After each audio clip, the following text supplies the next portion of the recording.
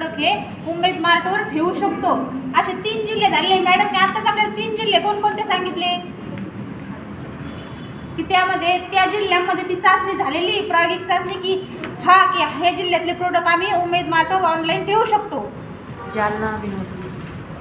जालना म्हणजे आपल्या जिल्ह्यामध्ये तर झालेलाच आहे, सिंधुदुर्ग सातारा आणि सातारा 3 जिल्ह्यामध्ये झालेले। तर आपला जालना जिल्हा आहे तर मग आपल्याला काही टेन्शन आहे का? डायरेक्ट आपण प्रोडक्ट आपले जालना उमेद मार्टवर आपण नेऊन ठेवू शकतो, त्याच्यामुळे आपल्याला काहीच अडचण येणार नाही। तर ती प्रायोगिक चाचणी करण्याची का आवश्यकता आली आपल्याला?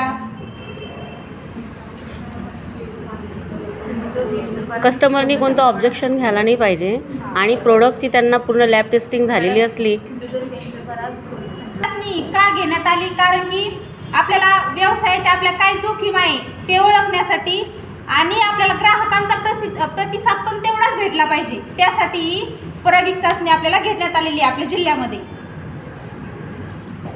आपलं उमेद मार्ट हे आपल्या महिलांच्या हक्काचं व्यासपीठ आहे। आपण हक्काने आपले प्रोडक्ट, जर आपण चांगल्या क्वालिटीचं आपलं प्रोडक्ट असलं ना तर ते आपल्याला हक्काने आपल्या उमेद मार्टवर ठेवू शकतो। आता उमेद मार्टवर उत्पन्नाच्या विक्रीसाठीचे निकष बघणार आहोत आपण। हे बघा, आपण आपला प्रोडक्ट बनवतोय तर आपण कसा बनवला पाहिजे? आपल्या प्रोडक्टची किमान शेल्फ लाईफ म्हणतो ज्याला आपण, म्हणजे एक्सपायरी डेट ती कमी 3 महिन्यापेक्षा जास्त असली पाहिजे। 3 महिन्याच्या आत ते प्रोडक्ट आपलं चालणार नाही। कमीत कमी 3 महिन्यापेक्षा जास्त, 3 महिने किंवा 3 महिन्यापेक्षा जास्त म्हणजे 6 महिने 12 महिने ते आपण एखादा प्रोडक्ट घेतो आणि त्याच्यामध्ये एक्सपायरी डेट असते ना, तशी आपल्या प्रोडक्टची एक्सपायरी डेट ही 3 महिन्यापेक्षा जास्त असली पाहिजे। आपण एखादा प्रोडक्ट आणतो तर त्याच्यावर बेस्ट बिफोर हे आपली स्पष्ट दिसली पाहिजे आपल्या प्रोडक्टवरती। सेल्फ लाईफ का असली पाहिजे? कारण की आपण 3 महिन्यापेक्षाच का जास्त ठेवली असावी? कोणाला आयडिया आहे का? अगदी प्रोडक्ट कोणते विकला नाही गेले तर 3 महिन्याच्या आतमध्ये प्रोडक्ट खराब होऊन जातील, हे आपलं नुकसान आहे खूप मोठं। हां, हे बघा का ठेवलेली? कारण की आपले प्रोडक्ट हे ग्राहकापर्यंत पोहोचण्यासाठीचा मधला कालावधी काय आपण असं सांगू तो माहिती नाही मी आज ऑनलाईन केला आणि माझा उद्याच विकू शकल, त्यामुळे ते गोदामामध्ये पण 3-4 महिने राहू शकतो। त्यामुळे आपल्या प्रोडक्टची ही किमान सेल्फ लाईफ 3 महिन्यापेक्षा जास्त असली पाहिजे, समजलं? आणि आपल्याला आवश्यक सुरक्षा आणि गुणवत्ता प्रमाणपत्र, आपली पॅकेजिंग सुद्धा आपली आकर्षक असायला हवी। पॅकेजिंगवर आपण जे काही ब्रँडिंग वगैरे देतोय ना ते स्पष्टपणे दिसायला हवी। तर आपण समजा एखादा प्रोडक्ट आहे, कोणी प्रोडक्ट आणले का? सांगितले होते तुम्हाला तुमच्या तालुक्यावरून की प्रोडक्ट घेऊन जातो हा व्यवसाय करताय, मग कोणी आणले का नाही आणले? मी आणले असते ताई, पण मी इकडनं आली माहेरून। आपण ऑनलाईन करण्यासाठी काय आहे, समजा प्रोडक्ट आहे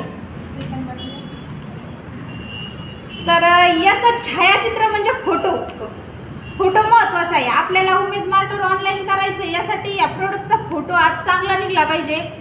आपण जर साधा फोटो काढला तर ऑनलाईन करताना तो फोटो कसा दिसेल?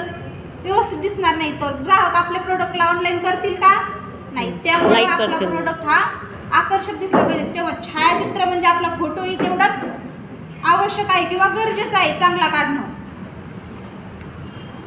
तर हा फोटो काढताना कसा काढावा?